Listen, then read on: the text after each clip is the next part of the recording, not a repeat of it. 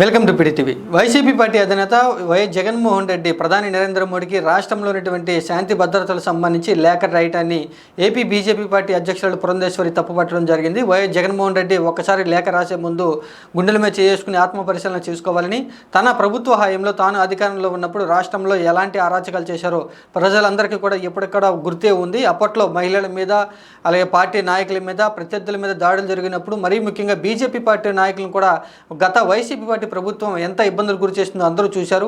అప్పట్లో జరిగినటువంటి అరాచకాలకు సంబంధించి, ఘటనలకు సంబంధించి స్పందించుకోకుండా ఇప్పుడు అధికారం కోల్పోయిన తర్వాత ప్రధాని నరేంద్ర మోడీకి వైఎస్ జగన్మోహన్ రెడ్డి ఏ విధంగా లేఖ రాస్తున్నారంటూ కూడా వైఎస్ జగన్ యొక్క వైఖరిని పురంధేశ్వరి విమర్శించడం జరిగింది. గత 5 సంవత్సరాల్లో అరాచక పరిపాలన చేసి ఇప్పుడు రాష్ట్రంలో ఎన్డీఏ కూటమి ప్రభుత్వ హయాంలో శాంతి భద్రతలు దెబ్బతినడం అనేది తప్పుపట్టడం జరిగింది పురంధేశ్వరి.